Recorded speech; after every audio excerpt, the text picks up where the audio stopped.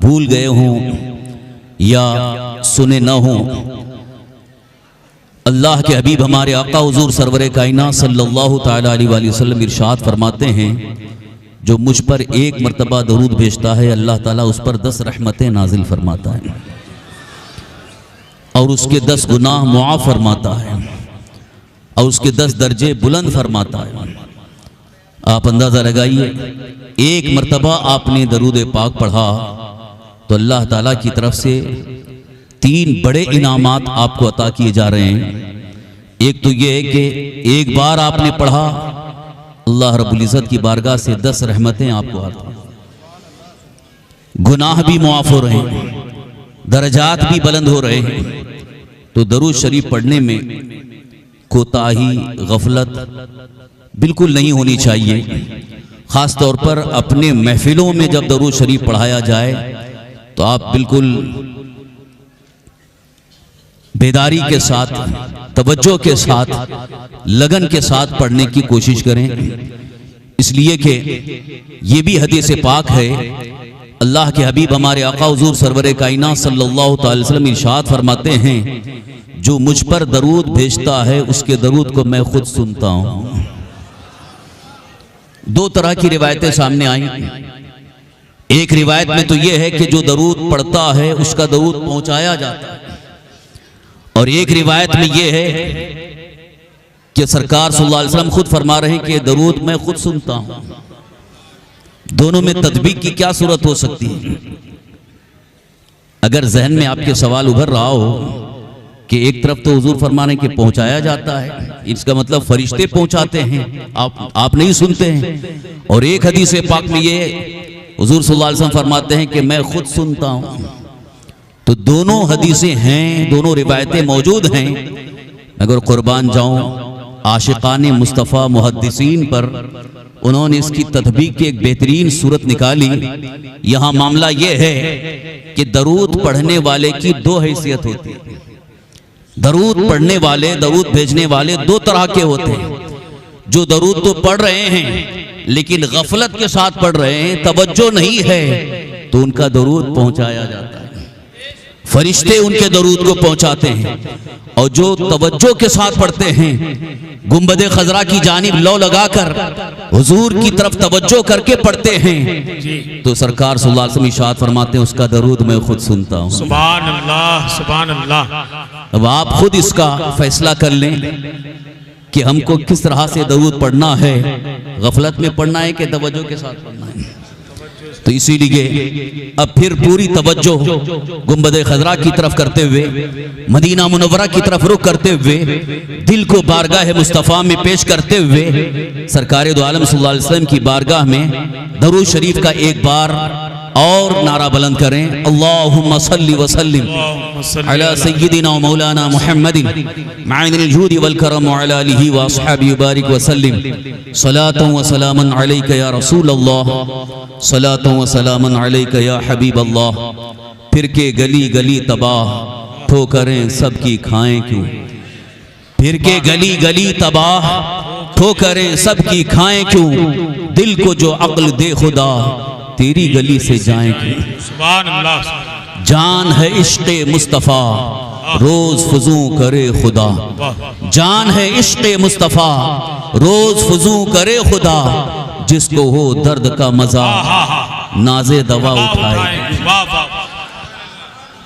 हजरात, आप सब अच्छी तरह से जानते हैं कि आज का ये खुसूसी इजलास, आज का ये रूह परवर शानदार इज्तिमा दारुल उस्मानिया फैज़ान रज़ा के सालाना जलसे दस्तारबंदी के तौर पर मुनक़्क़द है।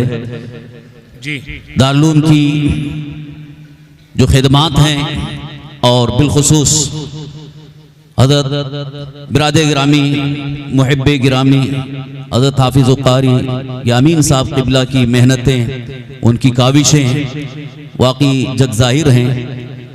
मैंने दिल्ली से आते आते रास्ते में अपने अहबाब से काफ़ी चीज़ें सुनी कि कारी साहब की बड़ी मेहनतें हैं। अल्लाह ताला आपकी मेहनतों को कबूल फरमाए।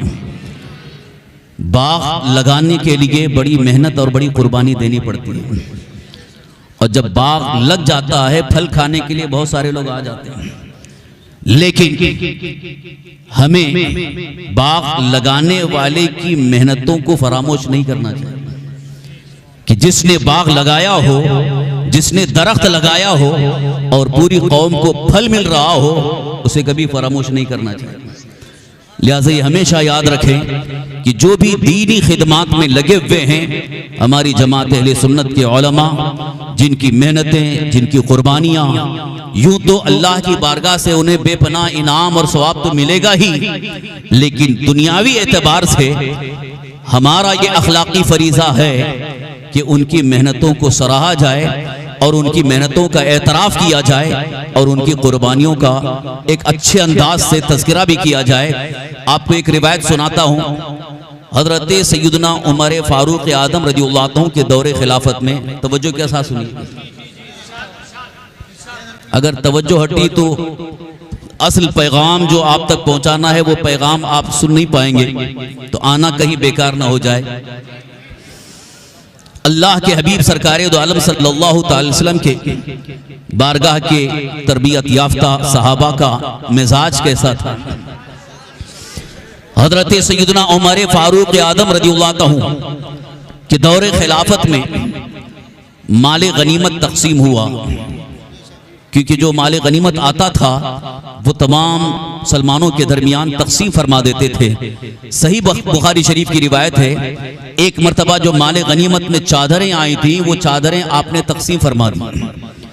एक चादर रह गई थी, तो आपके जो करीब बैठने वाले उन्होंने अर्ज किया, ए अमीरुल मोमिनीन, ये चादर आप बिनते रसूलुल्लाह को अता कर दें।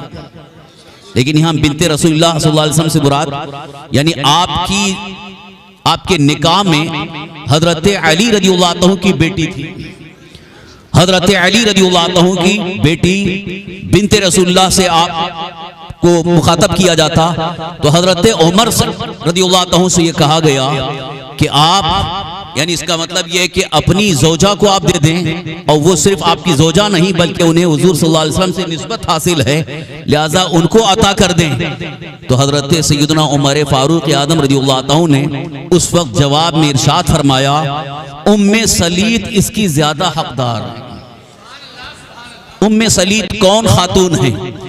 हजरत उमर फारूक आदम रज़ियल्लाहु अन्हु ने अपनी जोजा, जबकि वो हजरत अली रज़ियल्लाहु अन्हु की बेटी हैं, खातून जन्नत फातिमा तो ज़हरा रज़ियल्लाहु अन्हा की बेटी हैं, उनको अभी नहीं दिया, बल्कि आपने ये कहा कि हमारे दरमियान उम्मे सलीत खातून अंसारी खातून हैं, वो ज्यादा हकदार हैं, उनको ये चादर दी जाएगी। फिर वजह भी आपने बयान फरमाई कि जंग उहद में जब घमसान की जंग हुई और उस वक्त जब हम सब बहुत सारे सहाबा जख्मी थे, उस वक्त पानी पिलाने के लिए ये हजरत उम्मे सलीत मशक भर भर करके अपनी पीठ पर लाद करके जख्मियों को पानी पिला रही। सुभान अल्लाह, सुभान अल्लाह, सुभान अल्लाह, सुभान अल्लाह, क्या कह रहे हैं। यहाँ आपने एक मिजाज दिया कि जिनकी अल्लाह की राह में खिदमात ज्यादा हैं जी, उनका एतराफ भी किया जाए और उन्हें बेहतरीन ताउन पेश किया जाए, उनकी हौसला अफजाई भी हो और उनकी हिम्मत अफजाई हो, ताकि उन्हें इस बात का एहसास भी हो कि अल्लाह के दीन के लिए जो हमने खिदमत की है अल्लाह ताला की बारगाह में मकबूल भी है। जी, सुभान अल्लाह, सुभान अल्लाह। अल्हम्दुलिल्लाह हमारी जमात के उलमा अहले सुन्नत जहाँ कहीं हैं वो खूब मेहनत भी कर रहे हैं और उनकी काविशें और उनकी कुर्बानियाँ हैं, जिनकी वजह से आज अल्हम्दुलिल्लाह मदारिस अहले सुन्नत एक बेहतरीन लहलाते बाग की तरह से नजर आ रहे हैं। जी जी, सुभान अल्लाह, सुभान। इस दारुल की तरफ आपकी भरपूर तवज्जो होनी चाहिए और इसके तामीर और तरक्की के लिए हर शख्स को पूरी तरह से तवज्जो देना जरूरी है। बेशक बेशक, क्योंकि एक दारुल, एक मदरसा बज़ाहिर यूं देखा जाए तो चंद बच्चे पढ़ने की एक तालीम गाह है, लेकिन आपको मैं हकीकत बात बताना चाहता हूं, मदरसे में पढ़ने वाले जो वाकई में इल्म दीन हासिल करके निकलते हैं, वो कई उलूम से जब आरास्ता होते हैं तो उनकी सबसे बड़ी खिदमत ये होती है कि वो पूरे मुआशरे के अंदर इस्लाह का काम अंजाम देते। सुभान अल्लाह, सुभान अल्लाह, सुभान अल्लाह। मुआशरे के अंदर समाज में फैली हुई बुराइयों और बीमारियों को दूर करने में सबसे ज्यादा अगर खिदमत किसी की हो सकती है तो एक मस्जिद के इमाम और आलिम दीन की ही होती है। सुभान अल्लाह, सुभान अल्लाह, सुभान अल्लाह। वरना स्कूलों में जाने वाले, कॉलेज में जाने वाले तालीम तो हासिल कर लेते हैं मगर उन्हें बुराइयों से बचने का कोई शऊर नहीं मिलता, गुनाहों से बचने का एहसास नहीं मिलता है। और सबसे बड़ी बात यह है कि खौफे खुदा और मोहब्बत रसूल का जो जज्बा मिलता है वो इन्हीं मदरसों से मिलता है। बेशक, और इसी खौफ खुदा और मोहब्बत रसूल के जज्बे की बुनियाद पर मुआशरे के अंदर इस्लाह का एक बेहतरीन माहौल पैदा होता है, बुराइयां दूर होती हैं और बहुत सारे बिगड़े हुए इंसान सही रास्ते पर चलने के लिए आमादा हो जाते हैं। इसीलिए मदारिस को मामूली न समझें और साथ ही साथ में ये भी उन्हें जिन लोगों के दिलों में मदरसों से कुछ नफरत बैठी हुई है, मदरसे के मुतालिक गलत फहमियां हैं और ये सोच बैठे हैं कि यहाँ मदरसों में दहशतगर्दी की तालीम होती है, नफरत फैलाई जाती है, मुल्क के गद्दार तैयार किए जाते हैं, ये सब सिर्फ और सिर्फ झूठा प्रोपेगेंडा है। हकीकत कुछ और है। मदरसे से पढ़ने वाले बच्चे एक वक्त वो बच्चे हैं, तालिबे इल्म हैं, लेकिन जैसे ही वो पढ़ करके एक बेहतरीन जहन लेकर के चलते हैं वही कौम के बेहतरीन वफादार भी होते हैं और वतन के वफादार भी होते हैं। इसी हिंदुस्तान की सरजमीन को अंग्रेजों से आजाद करने में, अंग्रेजों के कब्जे से आजाद कराने में जिनकी कुर्बानियां सबसे ज्यादा हैं उनमें उलमा अहले सुन्नत की कुर्बानियां। हजरत अल्लामा फजल हक खैराबादी कौन है? हजरत अल्लामा काफी कौन है? ये वो उलमा हैं जिन्होंने अपनी जानें कुर्बान कर दी इस मुल्क को आजाद करने के लिए। वो मदरसों के पढ़े हुए थे, वो दारुल के पढ़े हुए थे, वो मदरसों से तालीम हासिल किए हुए थे। उन्होंने मुल्क के साथ गद्दारी नहीं की है बल्कि मुल्क के साथ वफादारी की है। लिहाजा ये जहन बनाना कि मदरसे दहशतगर्दी के अड्डे हैं, ये झूठा प्रोपेगेंडा है, झूठा प्रोपेगेंडा है। और मैं आपसे कहना चाहता हूं, आपको यह साबित करना होगा कि हमारे मदरसों में दहशतगर्द नहीं पैदा होते हैं बल्कि कौम के मुस्लिह और मुल्क के वफादार पैदा होते हैं। बेशक, बेशक। सबसे अजीम नुक्ते की बात अर्ज कर रहा हूं, ये नोट कर लेना। जो अपने नफी का वफादार होता है वो कभी मुल्क का गद्दार नहीं हो सकता है। जो अल्लाह के नबी का वफादार है वो मुल्क का वफादार है, और जो अल्लाह के नबी का गद्दार है वो मुल्क का भी गद्दार होता है। वतन की वफादारी अगर देखनी हो तो अल्लाह के नबी सरवरे कायनात सल्लल्लाहु अलैहि वसल्लम की जिसके अंदर वफादारी मौजूद है उसी से आप उम्मीद रखो कि वतन का भी वफादार होगा, मुल्क का वफादार होगा। एक मरतबा झूम कर दरूद शरीफ पढ़ लें। अल्लाहुम्मा सल्लि व सल्लिम अला सय्यिदिना मौलाना मुहम्मदिन मअल जूदी वल करम व अला आलिहि व अस्हाबि बारिक व सल्लिम सलातु व सलामुन अलैका रसूलल्लाह सलातु व सलामुन अलैका या हबीबल्लाह। हज़रात मोहतरम, इसी जीते जागते माहौल में बस चंद लम्हात के लिए मैं मुख्तसर अंदाज में कुरान मुक़द्दस की जिस आय करीमा की तिलावत का शर्फ मैंने हासिल किया है उसी के हवाले से एक ख़ास पैगाम आप तक पहुंचा करके मैं रुखसत होना चाहूँगा। यूँ तो दारुल का जलसा है, मदरसे की दस्तारबंदी का जलसा है, उलमा की यहाँ तादाद काफ़ी तादाद है और अल्हम्दुलिल्लाह जो दीन से जुड़े हुए हजरात हैं वो काफ़ी तादाद में मौजूद हैं। आप सबको एक मैं ख़ास फिक्र देना चाहता हूँ, तवज्जो के साथ सुनेंगे इंशाअल्लाह। ज़रूरत है इस बात की, इसलिए कि मुल्क के जो हालात आज हमारे सामने हैं वो एक अजीब तरह के हालात हैं।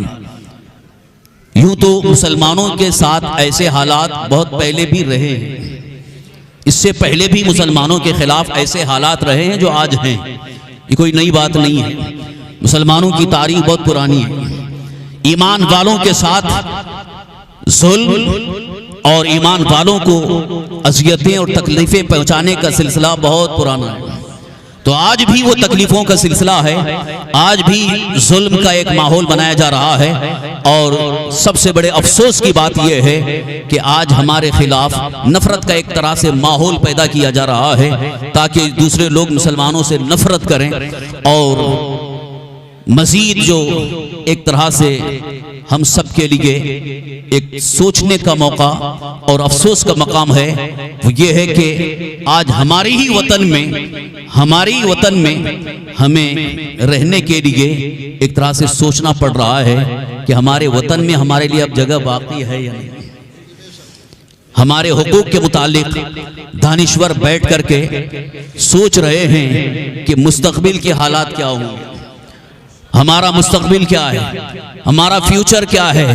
क्योंकि अक्सर दानिश्वर ये कहने लगे हैं कि अब मुसलमानों का मुस्तकबिल तारीक नजर आ रहा है, मुसलमानों का मुस्तकबिल फ्यूचर तारीक नजर आ रहा है, अंधेरा नजर आ रहा है, हालात बड़े खराब हैं। उन्हीं हालात को देख करके जिस तरीके से जो आज माहौल चल रहा है और ख़ास तौर पर हुकूमतों की तरफ से जो पॉलिसियां बन रही हैं और जो कवानीन बन रहे हैं, जो सख्तियां हो रही हैं, उन तमाम चीज़ों को देखने के बाद कुछ दानिश्वर कहने लगे कि मुसलमानों का मुस्तकबिल तारीक है, मुसलमानों के लिए मुस्तकबिल में बड़े सख्त हालात हैं।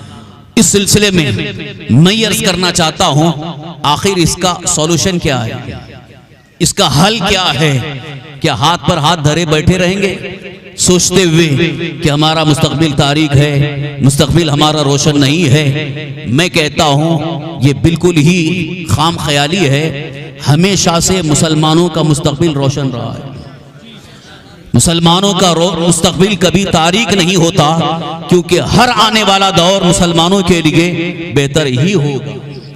यह और बात है कि हालात ये सोचने पर मजबूर कर रहे हैं, माहौल ये सोचने पर मजबूर कर रहा है। लेकिन इस सिलसिले में मेरी एक मुख्तसर राय और मेरी खास आपके लिए ये मेरा खास पैगाम ये है कि अगर इस मुश्किल मसले में आप भी बेचैन हैं, बेकरार हैं कि हमारे लिए कोई हल मिल जाए, तो सबसे अहम पैगाम ये देना चाहूँगा कि अपने हर मुश्किल मसले का हल अल्लाह की मुक़द्दस किताब कुरान में तलाश करो। कुरान मुक़द्दस में हल तलाश करो, इसलिए कि कुरान मुक़द्दस अल्लाह रब्बुल इज़्ज़त का वो अजीम शान कलाम है जिसमें हमारे हर मुश्किल मसले का हल मौजूद है। बेशक सुभान अल्लाह, हर मुश्किल मसले का हल है। जब कुरान में अल्लाह ताला ने ये इरशाद फरमाया वनुनज़्ज़िलु मिनल कुरआनी मा हुवा शिफ़ाउ व रहमतुल लिल मोमिनीन, बेशक सुभान, हम इसे कुरान से नाजिल करते हैं जो मोमिनीन के लिए रहमत भी है, शिफा, बेशक हक है। तो यहाँ अगर अल्लाह ताला ने कुरान मुक़द्दस के मुतालिक ये इरशाद फरमा दिया है कि ये तुम्हारे लिए रहमत भी है, तुम्हारे लिए शिफा भी है, तो फिर और कौन सा मुश्किल मसला है जिसका हल कुरान में नहीं है? कुरान मुक़द्दस में हर मुश्किल मसले का हल है। और ये भी आपको बताता चलूं, हर दौर में, हर जमाने में जो मुजाहिदीन इस्लाम रहे हैं, उन्होंने मुश्किल हालात में जो अपने लिए राहें मुतय्यन की हैं वो कुरान मुक़द्दस से ही, कुरान करीम से ही उन्होंने हल तलाश किया है और हल उन्हें मिला, और उसी हल की रोशनी में उन्होंने हर मैदान में कामयाबी हासिल की है, हर मैदान में उन्हें फतह हासिल हुई है और हर मोड़ पर वो कामयाब होते चले गए। इसीलिए डॉक्टर इकबाल ने बड़े अच्छे अंदाज में कहा है, वो जमाने में मुअज़्ज़ज़ थे क़ारिए कुरान होकर, वो जमाने में मुअज़्ज़ज़ थे क़ारिए कुरान होकर, और हम ख्वार हुए तारिके कुरान होकर। यानी कुरान को छोड़ना, कुरान मुक़द्दस की तालीमात से दूरी इख्तियार करना, ये ज़िल्लत व ख्वारी का सबब है और रुसवाई करीब आती जा रही है, ज़िल्लत हमारे करीब आती जा रही है और हम इतने रुसवा होते चले जा रहे हैं कि अब दूसरों के सामने खुद किसी हर मामले में शर्मिंदा नजर आ रहे हैं, मायूस नजर आ रहे हैं। जैसा कि अब सियासी हालात जो आज हैं, इन सियासी हालात पर काफ़ी लोग गुफ्तगू कर रहे हैं, वैसे कर रहे हैं कि अब सियासत में हमारा क्या मकाम रह गया है। पहले जितने नुमाइंदे होते थे, जितने लीडर्स होते थे, अब उतने नुमाइंदे नहीं रह गए, बल्कि घटते घटते घटते बहुत कम होते चले गए। यानी अब पार्लियामेंट में हमारी नुमाइंदगी खत्म कर दी गई है, खत्म के बराबर ही है। लिहाजा ये भी एक अहम मसला है, ये भी एक बहुत बड़ा अलमिया है, काबिल गौर मकाम है। लिहाजा किस किस मसले को मैं आपके सामने पेश करूं? हर मुश्किल मसले के हवाले से आज मुल्क के अंदर बड़े बड़े दानिश्वर, इंटेलेक्चुअल, तालीम याफ्ता सर जोड़ करके बैठ रहे हैं और मसले का हल तलाश कर रहे हैं, लेकिन बाद में आखिर में नतीजा कुछ नहीं निकल रहा। इसलिए नतीजा इस नहीं निकल रहा है कि जितने भी हल की तलाश में कोशिश हैं उनकी अपनी फिक्रें, उनके अपने नजरियात और उनकी महदूद तालीम उन्हें वहीं घेर करके रखी है। लिहाजा उलमा अहले सुन्नत की तरफ से बिलखुसूस आला हजरत इमाम अहले सुन्नत मुजद्दिद दीन मिल्लत शाह इमाम मोहम्मद रज़ा क़ुद्दस रूहू और आपके जलील क़द्र खलीफा हजरत अल्लामा सैयद मोहम्मद नईमुद्दीन मुरादाबादी रहमतुल्लाह ताला अलैह ने जो हालात के पेश नजर मुश्किल मसले का हल पेश फरमाया है, उनका भी यही फैसला है कि मुसलमानों को चाहिए कि अपने मुश्किल मसाइल का हल कुरान मुक़द्दस में तलाश करें। सुभान अल्लाह, सुभान अल्लाह। बेशक आपसे मैं ये इल्तिमास करता हूँ, इल्तिजा करता हूँ कि का हल कुरान में मिलेगा, लेकिन पहले आप कुरान मुक़द्दस को समझने की भी तो कोशिश करो। आज तो हाल ये है कि हमारी कौम के अक्सर हजरात का हाल ये कि कुरान सही पढ़ना नहीं जानते, तो कुरान समझने की बहुत दूर बात है। और जब कुरान समझेंगे नहीं तो मुश्किल मसले का हल कहाँ से मिलेगा।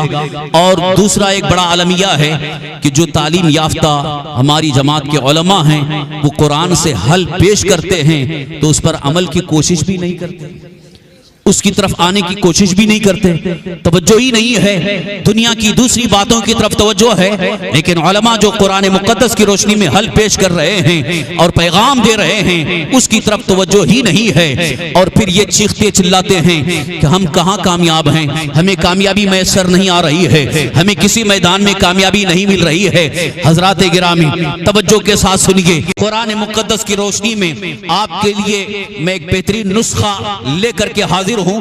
अगरचे आपने इस उन्वान के तहत हमारी जमात के उलमा से बारहा सुना होगा, लेकिन आज खास तवज्जो चाहते हुए मैं ये मुश्किल मसले के हल के तौर पर आपके सामने अर्ज कर रहा हूं। अल्लाह ताला के इस फरमान में गौर करो, अल्लाह ताला के इस फरमान में गौर करो। कुरान मुक़द्दस में अल्लाह ताला ने इरशाद फरमाया, या अय्युहल्लज़ीना आमनुत्तकुल्लाह वक़ूलू क़ौलन सदीदा। ऐ ईमान वालो, अल्लाह से डरो और दुरुस्त बात करो। दुरुस्त बात यानी सही बात करो, अच्छी बात करो, हक बात करो। युस्लिह लकुम अअमालकुम, अल्लाह ताला तुम्हारे अमाल की इस्लाह फरमाएगा। व यग़फिर लकुम ज़ुनूबकुम, और अल्लाह ताला तुम्हारे गुनाहों को बख्श देगा। अब आगे सुनिए फैसला अल्लाह का, अल्लाह ताला का फैसला क्या है, गौर से सुनिए। वमन युतिइल्लाह व रसूलहू फ़क़द फ़ाज़ फ़ौज़न अज़ीमा, जो अल्लाह और उसके रसूल की इताअत करता है वही सबसे बड़ा कामयाब है। सबसे बड़ा कामयाब कौन है, बड़ी कामयाबी किसे मिल रही है? तो अल्लाह ताला ने फरमा दिया, जो अल्लाह की इताअत करे और अल्लाह के रसूल सल्लल्लाहु अलैहि वसल्लम की इताअत करे वही कामयाब है। और उसके अलावा आप दुनिया के किसी कोने में जाकर कामयाबी तलाश करो, कामयाबी मिल नहीं सकती है। जब हमको इस बात पर यकीन है और हमारा अकीदा भी है कि अल्लाह का हर फरमान हक है, अल्लाह का फरमान सच्चा है और अल्लाह तबारक तआला के फरमान में एक जर्रा बराबर भी शक नहीं है, तो फिर कामयाबी किसी और जगह हम क्यों तलाश कर रहे हैं? कामयाबी के तलाश में क्यों भटक रहे हैं? कामयाबी की तलाश के लिए अल्लाह या रसूल अल्लाह जिंदाबाद, जिंदाबाद। कामयाबी की तलाश के लिए दर बदर भटकने की जरूरत नहीं है। अल्लाह ताला ने कुरान मुक़द्दस में अपना फैसला अता फरमा दिया है कि जो सही मानों में अल्लाह की इताअत करे और अल्लाह के रसूल सल्लल्लाहु अलैहि वसल्लम की इताअत करे वही कामयाब है। अब इसको थोड़ा सा तफसीर की रोशनी में समझने की कोशिश करें। इताअत क्या है? लफ्ज़ इताअत कुरान करीम में कई मकामात पर आया है। अतीउल्लाह व अतीउर रसूल, अल्लाह की इताअत करो और रसूल की इताअत करो। और एक मकाम पर अल्लाह ताला ने यूं इरशाद फरमाया, वमन युतिइर रसूल फ़क़द अता अल्लाह, जिसने रसूल की इताअत कर ली उसने अल्लाह की इताअत की। तो ये लफ्ज़े इताअत उलमा तो समझ रहे हैं, लेकिन बहुत सारे हमारे अवाम, बहुत सारे मुसलमान भाई लफ्ज़े इताअत को अभी तक सही तौर पर समझे ही नहीं हैं। लिहाजा मैं इताअत का मफ़हूम बड़े आसान अंदाज में आपको समझाना चाहता हूँ। एक मिसाल के जरिए आपसे मैं अर्ज करना चाहता हूँ, मफ़हूम को समझा रहा हूँ। एक बंदा, एक इंसान अगर किसी कंपनी में काम कर रहा है, किसी फैक्ट्री में काम कर रहा है, किसी जगह जॉब कर रहा है, नौकरी कर रहा है, तो जो इस फैक्ट्री में, जिस कंपनी में काम कर रहा है, उसका एक बॉस होता है। वो उसके बॉस के तहत काम करता है, या मालिक के मकान के मातहत काम करता है, मालिक के फैक्ट्री के मातहत काम करता है। मालिक जो कहता है उसके मुताबिक वो काम करता रहता है। अगरचे उसकी ड्यूटी 8 घंटे की ड्यूटी है या 10 घंटे की ड्यूटी है, तो जितनी ड्यूटी है उस ड्यूटी में वो अपने मालिक की बात सुनता है। अगर उसके मालिक ने कह दिया कि फलां जगह जाकर के काम करके आ जाओ, वो फौरन जाता है, काम करके आता है। आलम यह है कि मालिक ने कह दिया कि तुम्हें ये काम के लिए 1 घंटा वहां जाना होगा, या अगर मालिक ने कह दिया तुम्हें और ड्यूटी के लिए 1 आधा घंटा और देना पड़ेगा, तो मालिक की बात सुन करके वहां काम करता है, इसलिए कि उसका जॉब है, उसकी नौकरी है, उसकी मुलाजमत है।